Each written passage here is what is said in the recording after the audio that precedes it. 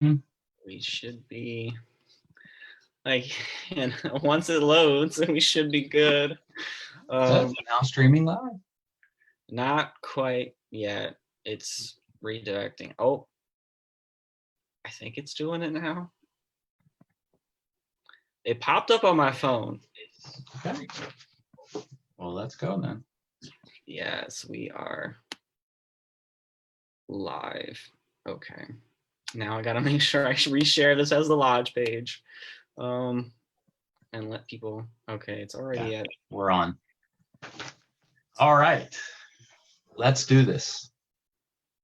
Alrighty. I guess we should do a quick intro. I guess I'll introduce myself first. So, hello, my name is Reese Wallace. I am the co-advisor of the Unami Lodge History Committee. I was formerly the youth chairman of it. I'm also a member of the show committee, Unami Lodge One. That's the committee that does the what's the word? The Memorabilia show every year. Unfortunately, we couldn't do it this year. We had issues trying to find a venue, and then just all the regulations with PA and COVID. So hence this virtual event. And then I have with me Mark Chilutti as our special guest.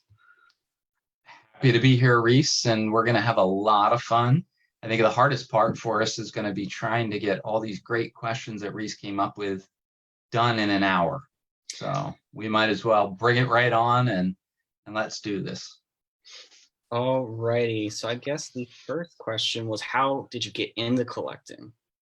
Yeah. So I think, when I was a youth active in the lodge, I kind of, maybe kept collected things here and there.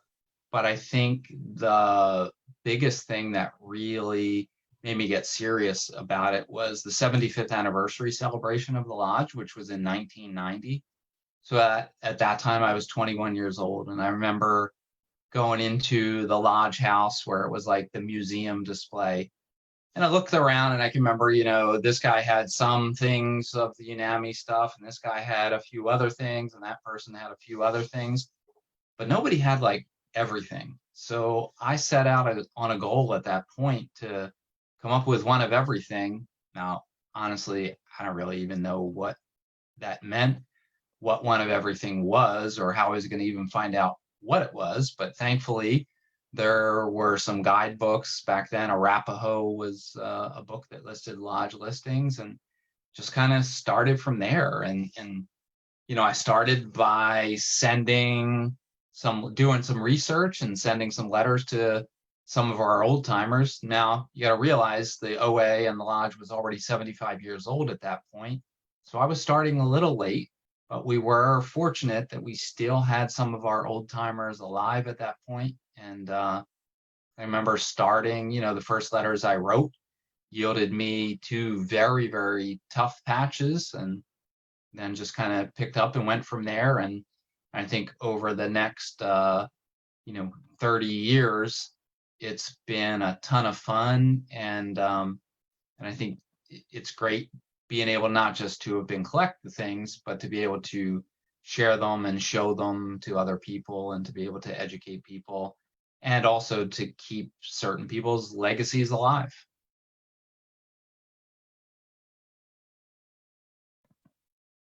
Reese, are you there? All right. I don't see Reese at all. So I'm hoping that he's going to get back here. But in the meantime, I guess I'll get going and talk about some of the questions that Reese was going to ask me. So the first question or the next question was, what was your first proper collection that you assembled, and how did this lead to collecting other things? So obviously, being from Unami Lodge, I was able to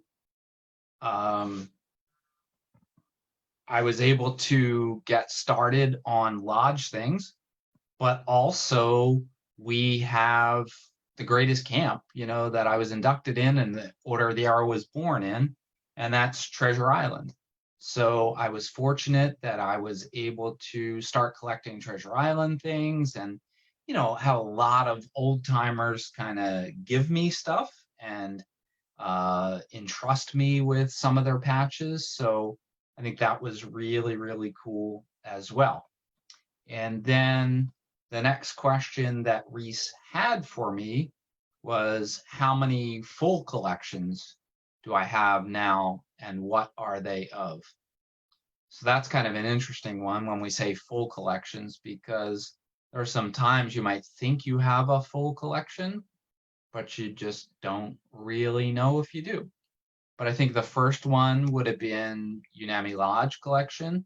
And I'd say, there are some exceptions. I do not have all of the Caldwell pins, but I feel pretty confident that mostly everything else that we know the lodge issued, that I actually have. So then other collections that I would say are pretty full. I have a collection of National Order of the Arrow Committee patches. I've been blessed to serve on the committee since 2004. And then felt vigil sashes, which I have a bunch. There are varieties that I do not have, so I wouldn't say that's like a full collection, but one that I'm continuing to work on. And then, let's see, Treasure Island, Unami Lodge, Felt Vigil Sashes, National OA Committee, Great Philadelphia Council CSPs, Cradle of Liberty CSPs. Those would be about the extent of the collections that I try to do. Reese's next question, and Reese, I hope you're able to get back here with me, but if not, I'm just going to keep this going and go with the script. So this question was, do you prefer trading one for one, or do you prefer dealing on eBay? And that's kind of really two very, very different questions. And for me, trading one for one is always like the ideal way to trade if and when it's possible. Unfortunately, at the level of collecting that I'm at, I haven't been able to really trade one for one for my needs in a very, very long time. When it comes to dealing on eBay, I've actually shared this with Reese earlier. The way I got started in selling patches on eBay was simply because I wanted to make sure that I had money available when things that I needed actually became available. So if a patch or a pin or a sash or something I need comes available, it's not cheap. So I would start to pick up collections and be able to list them on eBay and sell them. So to keep money aside so that I have money there when these issues or needs become available. And then one other thing that's turned into too is a lot of times through dealing on eBay, and I see Reese's back, so this is good. And but I think a lot of what I do on eBay too has been able to help older collectors or families when they have things sitting around that they want to get rid of and they don't know what to do with them. That's be able to help them and be able to turn that stuff into some cash for them. So Reese, since you're back. My apologies. I am in the dorms at Millersville, and the Wi-Fi will just cut off like that. So I was fighting Zoom to come back. I'm just all right. Well, the good news, hopefully, people are still with us and people are enjoying, and I was able to carry on. And I think we got right to the question. I had just finished the prefer trading one for one, or do you prefer dealing on eBay? And I guess your next question was the pros and cons of each. Yeah. So the trading one-on-one, that's the best way to do it. And what's funny is, 30, 40, even 50 years ago, guys would talk about trading patches one for one that, they either traded a patch that was worth an awful lot more today than the one they got, or vice versa. And I think, the pros of eBay is like, it shows that there's tons of stuff that is found every day, and it's a worldwide trading place. So which is really, really cool. Whereas before, the only way stuff came out of the woodwork, me or some other folks might run ads in the local papers or things like that to buy scalp patches, kind of like before Craigslist, that was the only way that you could do that. So Gotcha. So how did you learn how to do all this, like different issues, like different types of patches? It seems very overwhelming for a younger collector like me. Yeah, well, it is, and it definitely can be. But fortunately, we have tremendous resources that people have taken their time to do and put together, whether it's, there's a website used to be, is now oaimages.net, but, it's kind of a virtual catalog of patches. There were a series of cataloging books called the Blue Book that were put together for years. And before that was a book called Arapaho. Then there's a guidebook on council shoulder patches.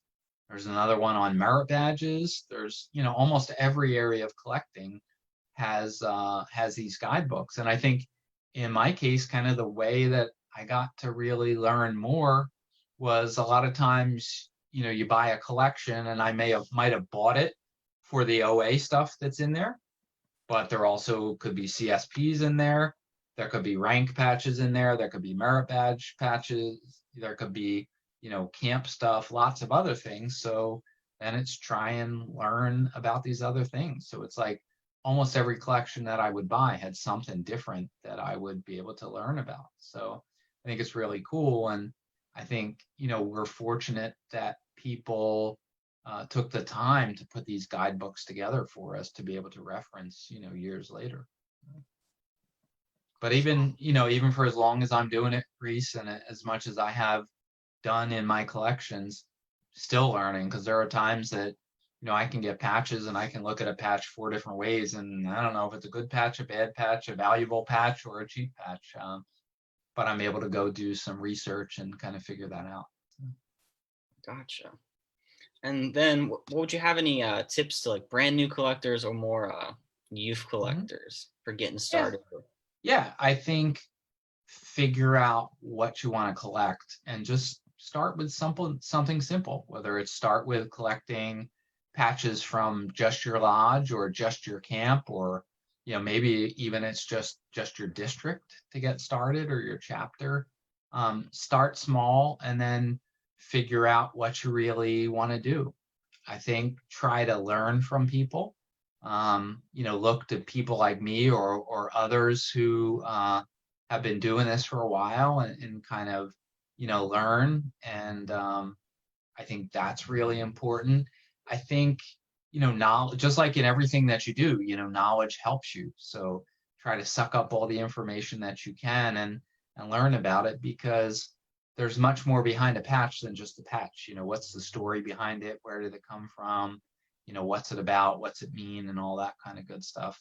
So I think it's really, when you're young, just kind of take advantage of it and know that, there's people out there to help you. I mean, I had lots of people that helped me when I was younger and continue to help me. And that's also the reason why I like to try to help you, Reese, and lots of other people. I think about one of my friends, Kevin, and I don't know if he's listening, but I would see things that he's buying all the time, and I'm like, Kevin, stop wasting your money. You don't need 50 of the same patch. Mm-hmm. Save that money for one of the patches that you don't have when that becomes available. So I think it's just trying to, share your knowledge with others. And, I don't know everything. Like I said, I'm still learning today, and I've had lots of people who have been great mentors to me and continue to be mentors that I can, reach out to and say, hey, what do you know about this? Or what can you tell me about this? Or, in some cases, because things are extremely rare, it's like, you might be the only one, that has one. So what do you know about that you could share with me? So. Well, it sounds like I'm on the right track, because the amount of times I'm messaging you asking, what do you know about this? Or the amount of times you kind of surprise me. It's like a little Christmas when you're like, oh, I'm going through the shed. Here's a bunch of heart stuff. Here's a rate. Yeah. So, or the opposite sometimes, where, I also have to tactfully rein you in and say, this is true. What are you doing? What are you doing? Why do you want to have that? What's the purpose? What are you going to do with it? What's the end game before you just put out there? So, and it's all done just to try to get you to think about it, mm-hmm. And really put the right thought in it. Because again, having just a box of patches doesn't mean anything if you're not going to do something meaningful with it. Definitely. And then I guess this is the kind of the show and tell part. So Yeah, we're gonna have some fun here. So I'm gonna share my screen and put this slideshow up, and hopefully it's going to work the way it's supposed to. So it looks like I can see it, but Reese, it doesn't look like it's, oh, now it looks like it's going on the Facebook. So yeah, it's a little delayed. okay. Yep, I see it too. So go ahead, Reese. Let's walk me through this, and I'm gonna really try to, share and show some cool stuff and tell you a little bit about it. So go ahead. Alrighty, so the first one, what was your favorite collection or item you had? Yeah, and I told Reese earlier, when we were kind of testing things out ahead of time before we got started. When he sent me these questions that he was going to ask, it was really, really hard to stop and think about what was, I have a lot of cool stuff. So I'm actually going to start with a favorite, and then I'm going to end with a favorite. So this one that I have here, now to some of you, this may not look like much of anything exciting other than there are some merit badges and you see a star and a life patch. But again, I like to talk about the story behind it. So George Chapman, if you happen to know anything about Unami Lodge history, that would mean something to you. If you don't, then this is where you're going to learn, and you'll start to see that these things are really, really cool. So George Chapman was inducted into the Order of the Arrow in Unami Lodge in 1915. George Chapman was our very first lodge chief in 1916. And I had been in touch with his family probably over the course of 8 years, and talked to his son. And his son had said, well, I gave things to our nephew, who also is an Eagle Scout and a Vigil Honor member, and, had been in communication with him for a long, long time, till finally he said, hey, I found this box of stuff. I'm going to send it to you. And I had no idea what I was going to be getting. And of course, my hopes, not that it would surprise anybody, my hopes were that, it would be some cool early Unami stuff, or some cool Treasure Island stuff, or, his red felt National OA Committee sash, or his OA Distinguished Service Award. And I went through the box, and it was like really none of that stuff. But at the bottom of it, there was this plastic sandwich bag that had these merit badges in it, and the star and life patch, and that certificate up there, which is his star card. And I knew this was probably 2013 that I got these. And I thought, I don't really know anything about these merit badges in my hand. One thing I do know, they're almost 100 years old. So they gotta be pretty darn cool. And as it turned out, these are just some spectacular merit badges. And back, the first merit badge sashes didn't really appear till 1924, till the World Jamboree. Before then, people wore merit badges on their sleeves of a long sleeve shirt if they had them. And in this case, it doesn't look like George Chapman did anything with his merit badges, and lucky me that he didn't. So these 24 merit badges, along with his star and life badges, belong to him. And they are in pristine condition. These badges typically, if they were sewn on a sleeve, would have been folded into a square. So the amount of cloth that's around these is spectacular. The star and life patch on there are incredibly rare. What a lot of people don't know back then is actually life came before star. And also, what people didn't know, you could go from first class to Eagle. You didn't have to earn life or star along the way. Now, what was interesting was when I got these, I sent them to a few guys who I knew were serious insignia collectors, and one of a longtime collector, John Hoffman. And John pointed out right away, he's like, must not have been able to swim, and that's why he's not an Eagle Scout. And I was like, wow, I never thought about that. And what happens is, actually, he was able to swim, but he wasn't able to complete his swimming merit badge because being in the city, there were no city pools back then. It wasn't like you could go to your local rec center and find a pool to swim in. And later on, I found some correspondence from him and his grandson that simply said, he never got the time to finish swimming and life saving, and that's why he didn't become an Eagle Scout. I want to go to one thing here, this card here that's showing, and this actually shows the fact that he achieved the rank of star in December of 1915. So if you think about it, 1915, he was inducted that summer in the Order of the Arrow and then became star later that year. So really, really cool. So that kind of wraps up at least the first part of my most favorite collection. And then the next one should be the most meaningful collection or items to you. And I think I'm going to start with Butts McMillan and the frames that I was able to create to kind of keep his legacy alive. So to me, what I do is not just about having patches and having sashes or having badges or cards or things like that. It's being able to share the story that goes along with those things.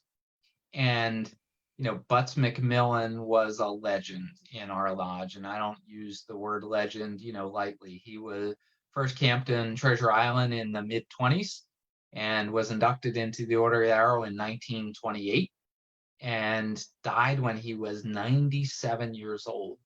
And up until he was about 94 or 95, Butts was still going camping with his troop almost monthly, still going to summer camp, and was just an amazing kind of guy.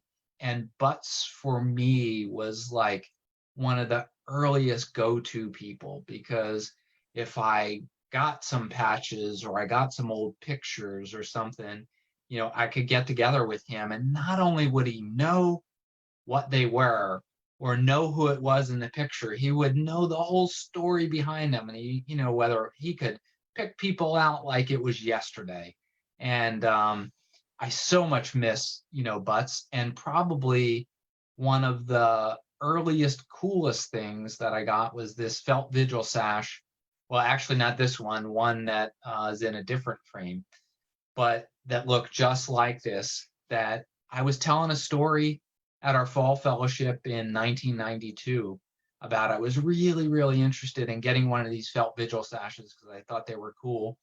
And I went to the National OA conference that summer, and they had a traderie beforehand, and they had an auction that had one of these sashes in it. And I was so excited. And boy, I was also so naive, because what I thought I was going to, spend on that sash to buy it was more like the minimum bid. And it just went way, way, way, way over that.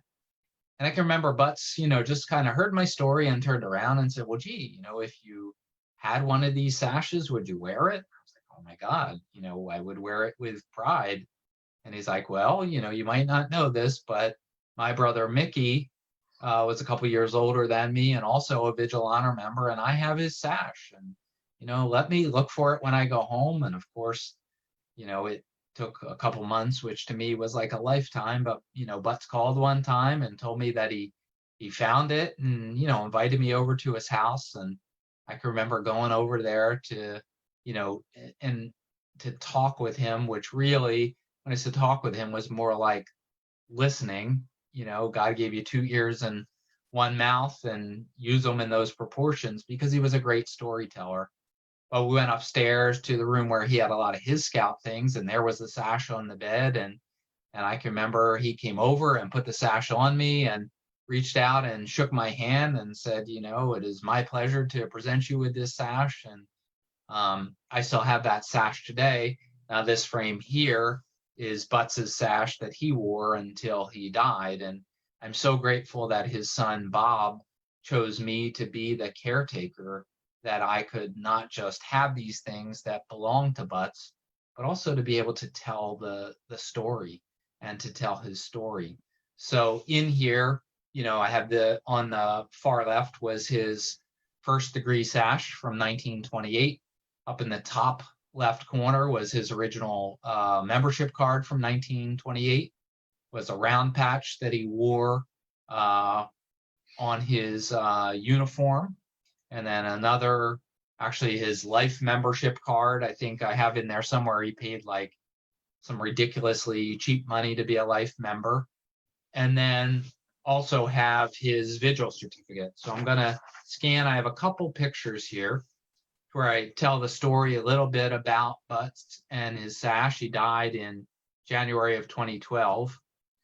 Now, his son had brought a lot of his stuff over to my house, and he would ask me from time to time, like, well, gee, is there anything else that you think he would have that you would be interested in?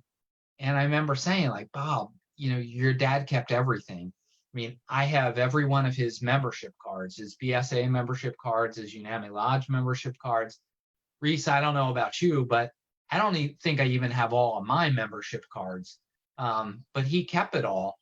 And I said to his son, Bob, like, his vigil certificate, it's got to be somewhere. Like, I just can't imagine that he would have thrown it out or gotten rid of it. And I don't know, several months went by. It might have even been like a year went by till his son called me to one day and he's like, hey, I'm coming over to see you. I got something for you. And he brought the vigil certificate. Now, what was really, really cool about this, not just that it was Butts's vigil certificate, but if you take a look at the signature in the bottom right corner where it says for vigil honor, which is pretty clear for you to read, signed by George W. Chapman, our 1916 lodge chief, who also was the National Vigil Honor Secretary for a number of years. So when you talk about a cool factor, it wasn't just that this was Butts's vigil certificate, but also the fact that it was signed by George Chapman. So that's like, cool times two. I mentioned earlier in here that, Butts, the first vigil sash that he gave me was his brother Mickey's. His brother was inducted in 1925, and his brother went on to he was a professional scouter and became a scout executive in Louisville, Kentucky, and actually was one of the founders of that lodge there. So this also in the frame pays tribute to not just Butts, but also his brother Mickey. And if you look at it, Butts was inducted in 1928, and he became the 1075th member of our lodge. So this here, there you go. I have it in 1946. He paid $15 to become a lodge, a life member of Unami Lodge. So really, really cool. I'll move on to this next frame that I have. This was our 1955 lodge chief. His name was Al Dorley. And I can remember one of the coolest things, Al worked at Villanova University. And I met him at the dinner when I was inducted in lodge chief, and he sent me the nicest letter afterwards, wishing me luck and telling me how impressed he was to meet me. And when you're a young kid, that was really, really cool, and a letter that I kept forever. And after he had passed away, I reached out to his family and actually shared that letter with his son. And his son got in touch with me and said, hey, you know what? I've got a small box. It's not a lot of things, but, you sound like you would be the right guy to kind of keep this stuff. And the sash that you're looking at in the frame, I probably had 3 or 4 of this vigil sash already. But to me, I see Reese nodding his head. You already can read my mind where I'm going next. Yeah. What makes this cool is it's not just the sash, but the fact that he wrote his name in there, and when he kept his ordeal, his brotherhood, and his vigil, the fact that he was a Unami Lodge chief, 1955, as I told you, the fact that the years that he was on Treasure Island staff, and the rest of the things in here that, TI staff neckerchief, looks like an ashtray. Like, we would probably never make an ashtray, these days, but those things in terms of dollar value, really not high dollar value, but the fact that they belong to, a past chief. And what's cool, like, I also have his vigil certificate in there. So again, for me, it's the opportunity to be the caretaker, to share these cool things, but also to know that his service to our lodge is not going to be forgotten, that we're able to keep telling that story and carry it forward. So I move forward with just a little bit of a close up that again is going to show the years that was involved. Look, like back then he did his brotherhood at the Area 3A conclave. So that was kind of cool and really neat too. So just fun for me to be able to carry these things forward. This next frame comes from a Vigil Honor member from Delmont Lodge. His name was Walter Buker. And thankfully, luckily for me, that he was like Butts McMillan in that he kept everything that he had as well. So in here is his Vigil certificate, his Vigil sash, his Vigil membership card. But what is really, really neat, those yellow pieces of paper, which in a second you'll see, is actually the notice that he was given when he was called out for vigil and what it told him that he needed to do, how to get his pack together and what he needed and where and when to show up.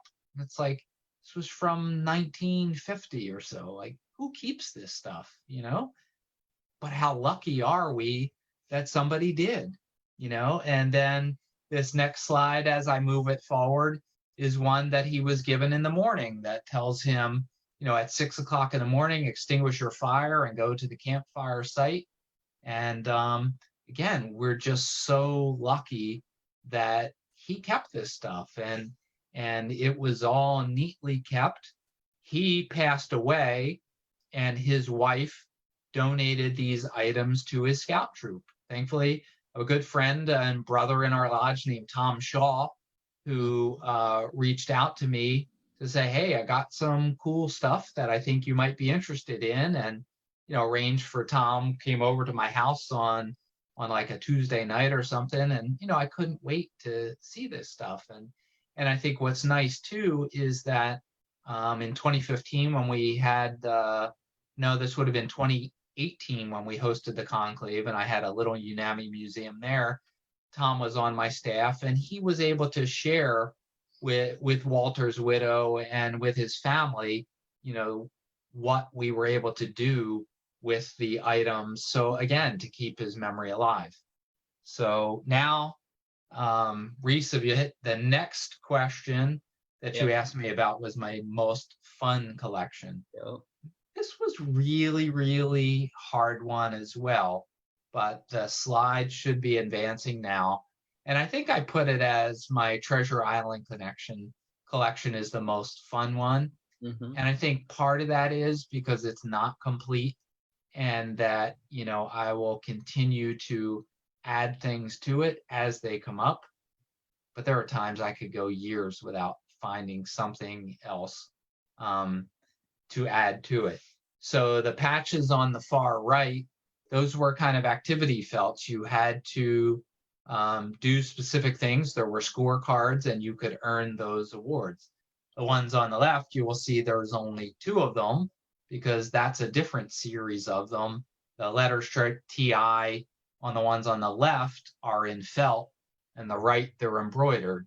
So I have the full set of 5 of them on the right in the embroidered. I only have 2 on the left. I've never seen the other ones, but I gotta believe they probably exist. So I hope that I'm going to be able to track those down. The felt letters in the top, the TIC and the TIS, they actually wore those on their swim trunks or their sweatshirts.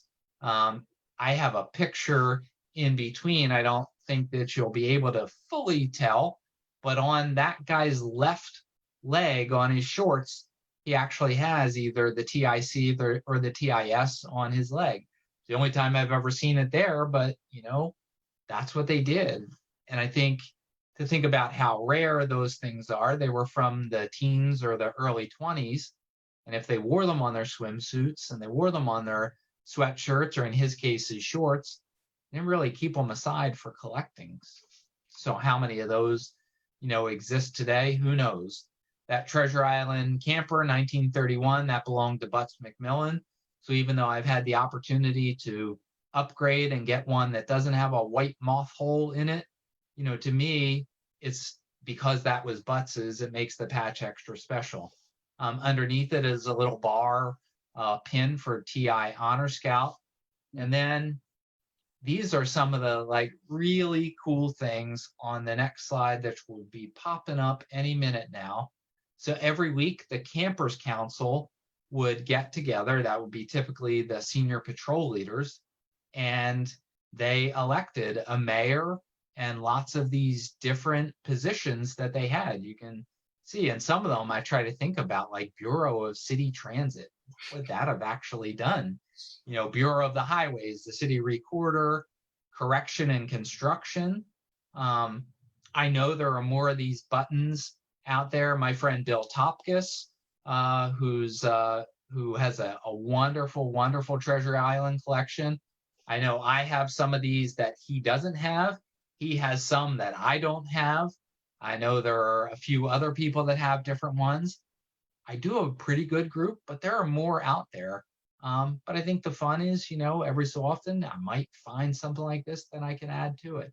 Again, these go back to the 20s, the early 20s. So just really, really neat and cool. And then your first and largest collection, which seems to be kind of a very special one to you. Yeah, and that would be my Unami Lodge collection.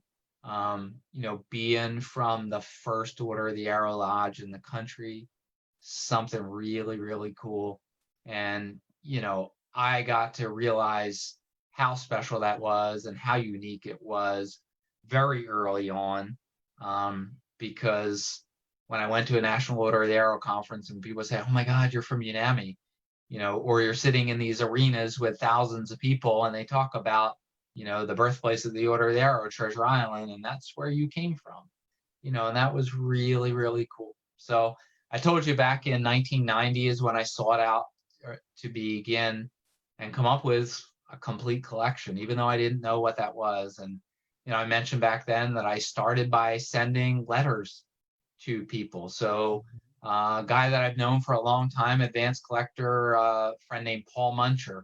So Paul, this is back when, color copies cost probably $1.79 at Staples. But I said, Munch, can you make me a copy? Because he had the white twill that's in the top of the frame, and he had one of the felt turtles in there, and he had the Unami Tribe patch. And I said, can you make me a color copy of that? And then I went and made probably a dozen of those copies, and I just started writing letters to, whether it was past chiefs or old timers, just to see. You never know what they have. And first one I wrote was to a guy named Graham Park, who is a former camp director at Hart and had been inducted also in 1928. And Graham came to see me like in the jewelry store I worked at that was like 10 minutes from his house and said, hey, I got your letter.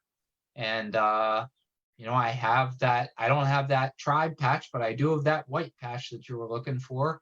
Why don't you come over to my house sometime? And, being anxious and young and excited in my mind, I'm saying like, okay, well, I can come now. But of course, that wasn't what he meant. And, I scheduled to go over his house, and Graham, pulled out this photo album where he had his patches, and we got to that white twill, and he said, well, take it out, and I didn't know, like, am I going to get this patch? Is he giving it to me? Is he going to sell it to me? Is he going to trade it to me?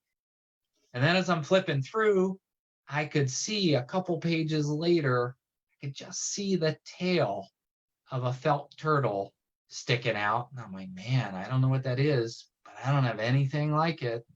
And we got to it, and it was that one that's two below the white twill with that kind of olive green and the felt W's.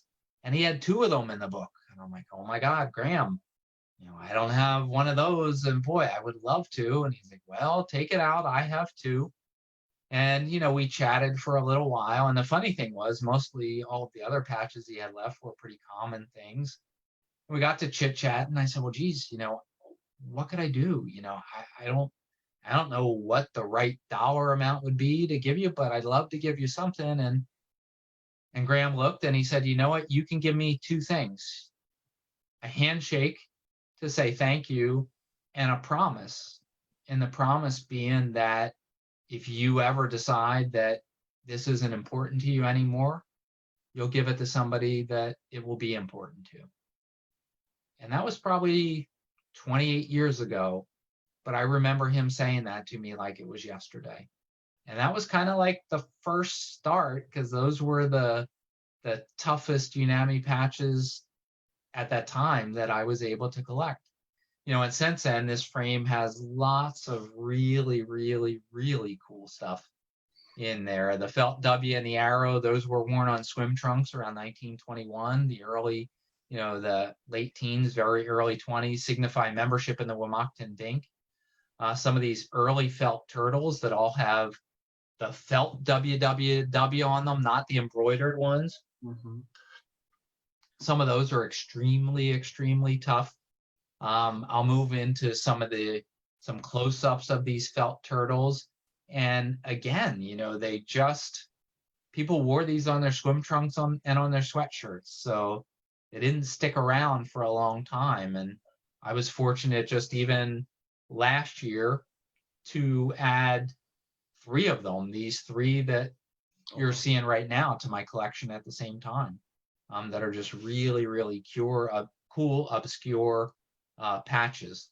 I'll fast forward to another frame that shows a close-up of some of these other ones. And I think the interesting thing that you find is, almost every time that I find one of these or find another one of these, you start to compare and you're like, oh, it's different. Either the stitching around the turtle is different, the shape is a little different, the back's a little different, but ultimately you have to decide, like, okay, how crazy am I going to get with varieties, because they're also not cheap. So, if I'm able to keep it, I do that. If not, then I'll trade it with a friend or, help somebody else who needs it. So the next slide that you're going to see, I think, is something very, very cool. Probably the area where I have the most growth and opportunity for, although doesn't come easy and cheap. And that would be Caldwell pins. These started early on, actually in the late teens or the early 20s. But you think about it, back then, they were silver and gold, much more expensive, especially the gold ones. So that's why you didn't find very many of them. So the first pins were like a brotherhood pin, just the arrow pin at the very top when you were just an ordeal member. Then you also see some pins that have the vigil triangle in the middle, have the chain and the arrow attached to it. And then the pin in the top left corner, which is actually a chief's pin. We have read about these things for a long time. On the back of it, it actually has the chief's initials on it and the year. I think we only know of 3 of them. My friend Bill Topkus has one, I have one, and then we know where one other of them is. So really, really cool. I had the opportunity to pick that up and add that to my collection 6 years ago, and jumped at the opportunity to be able to do that. And I think I know where one other Caldwell pin is, and I think that one that I need, and I think I might have an opportunity to be able to add that to my collection over the next couple months, and I really hope that I'll be able to. A humorous story about those Caldwell pins is Mark was nice enough to let me borrow them for a display at the lodge dinner. And oh God. Me and my thinking, I'm like, well, I can't really lose anything of Mark's because 1, I want to keep my hide, and 2, I just feel innately guilty. So in between kind of like the social and the proper dinner, I brought the case of them with me to my seat because I figured, well, they're right next to me. I don't trust people by nature. So I kind of knew, oh, they won't go missing. And then people were grabbing me, talking to me about different things because that's just how a lodge dinner is. And then I just see Mark and I just see his face and I'm like, oh, he thinks they're gone, but I have them in my hand. I had a heart attack. I mean, literally, I went to the table and that frame was gone. And you talk about your mouth dropping, because these are things that just can't be replaced. I mean, I'm lucky enough to find one. And even if they were insured and you got, insurance money for them, to try to find another one, who knows how you would be able to do that. So, just crazy. Yeah. So, but, part of it is like, I do love to show these things because in my mind, again, Graham Park, Butts McMillan, and Al Dorley and their families, they didn't give me these things to keep them in my room here at my house. They gave them to me to share and to show and to educate and teach others. So to be able to share them. So I was thrilled when Reese, asked me to bring a couple frames. I think he might have actually asked me, like, bring one or two frames. And can you bring all the flaps or something like that? Well, they don't fit in one or two frames, So and we kind of just figured out what I would bring and brought a small variety of things. So the next one that's up here, where I call it like Patch with a Story, Unami Tribe. So 1935, the word lodge was changed to tribe, and in a few different places, the lodges became tribes. To me, this is the coolest, probably rarest of the round Unami Tribe patches, because it just was around for 1 year. I was fortunate, again, I mentioned that Butts McMillan kept all his stuff. So I have all his membership cards.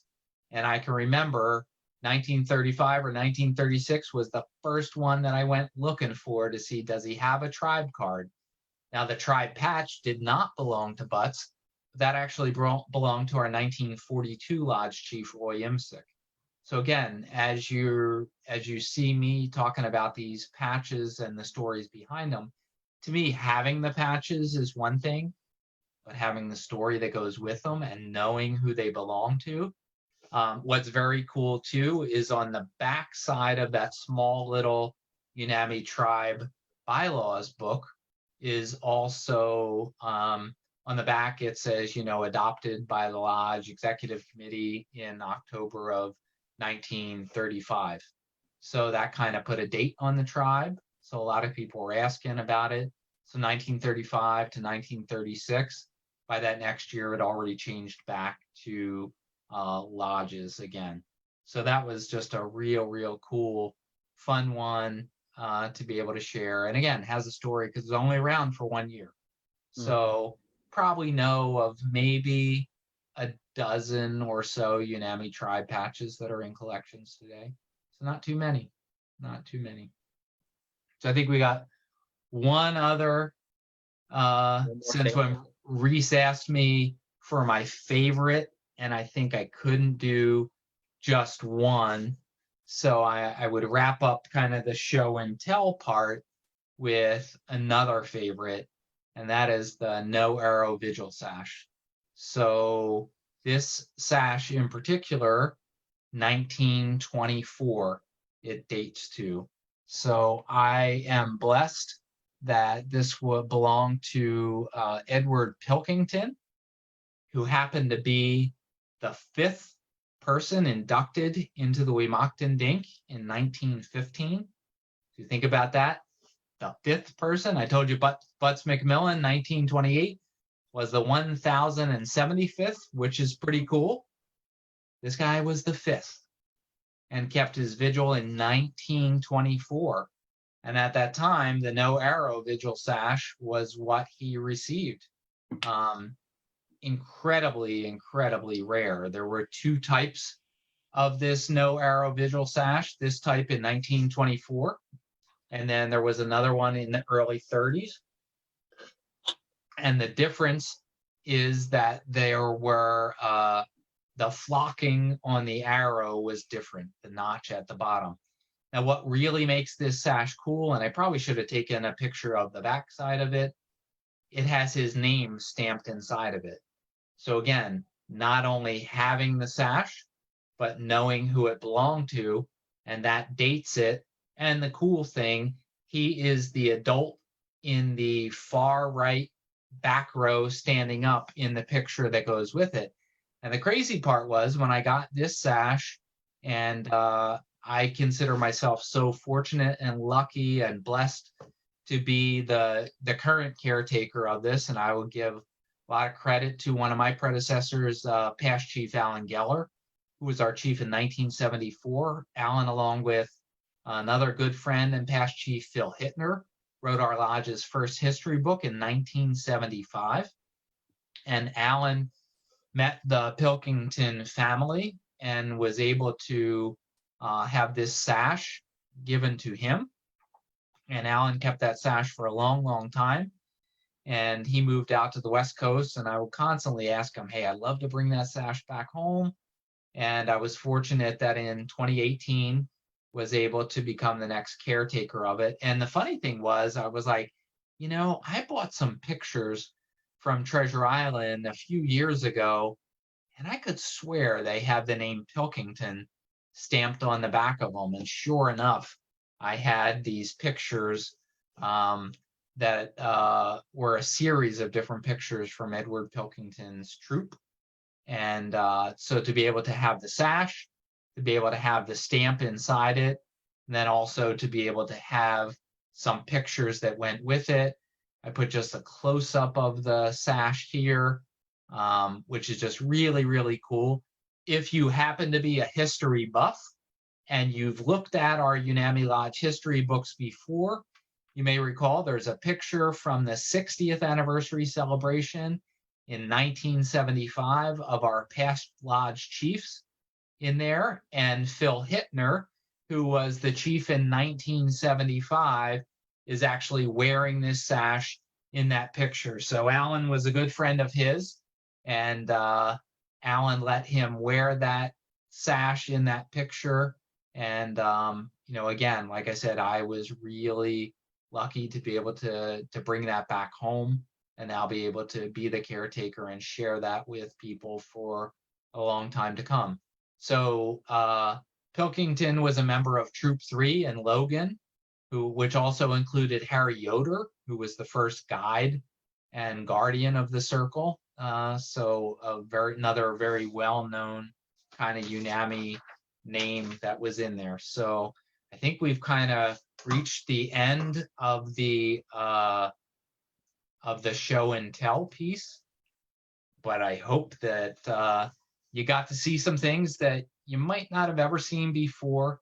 Again, I consider myself so fortunate, and this is what I would tell people, whether you have 10 patches, 10,000 patches, or somewhere in between. To me, and what I try to make sure I do in my daily life and encourage others, think about the story that comes behind the patch, write that story down, document that story, share it with others, display your things.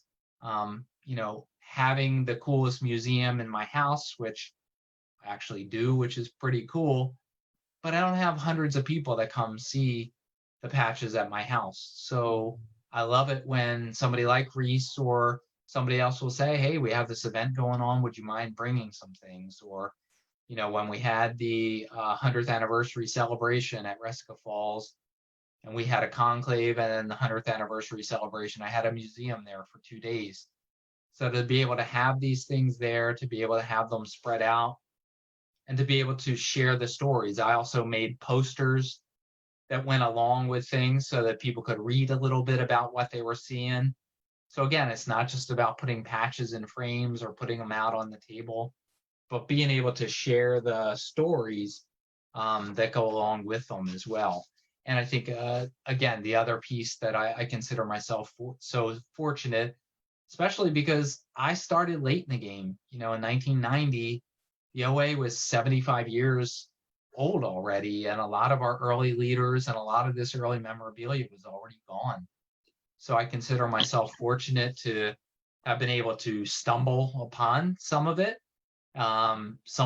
be able to find intentionally, and some of it to be able to have people to say, you're the right guy, I want you to have this, and be able to, share it with other people. And I think that's real cool. So I know we've got like about 5 minutes left, Reese, and I think we still have a couple more questions. So yeah. feel free to rock on. So I think you kind of hit everything I was going to ask, because the other question I was going to ask was how do you like kind of get outside of like just collecting patches? But I think you kind of really hit that with the photos and all the paper stuff. So you kind of already answered that one. I guess I'll try and the comments that I can see. For some reason, I can't see all of them. Sorry that I keep looking like on the screen and off. I am using my phone to try and multitask and make sure the Zoom works and I don't get kicked off again because this darn campus Wi-Fi. But it seems like everyone's very thankful. And some folks were kind of asking, like, how do you take care of these items, especially like the felt? Like, how do you clean them? How do you make sure you're not You aging don't. them, especially how old some of these items are? Sure. Yeah, I mean, I keep my things, in safe kind of ways. So a lot of the stuff is in frames. If they're, I have other things that are in like acid-free and safe kind of protector pages. I think that's really, really important. Make sure that they're all safe. Ziploc bags, whatever works for you. But most of my best stuff is really framed, and I'm actively making sure that it's safe and pull it out. I mean, I love to look at this stuff. Like I said, when I started to prepare for this time that we're going to get together to be able to look at the stuff again and think about, wow, what are my favorite things that I have? I probably could have chosen 10 different things as favorites, but I think it's just being able to keep the stuff safe is really, really important. Keep pictures, safe so that the colors don't fade. Keep paperwork safe so that signatures don't fade and paper doesn't fade and all that kind of cool stuff. And just do the best. Don't again, don't lock the stuff away. Keep active, keep enjoying it, bring it out, enjoy it, share it with others. Alrighty, I guess I'll kind of use these few minutes to kind of connect and talk about like our relationship and also kind of shamelessly plug the Unami Lodge History Committee. So I'll be very honest, I only got into collecting mostly because I work at Mustard Scout Reservation Camp Hart, where Mark also worked. Ironically enough, we were both handicraft directors at Hart, which is pretty cool.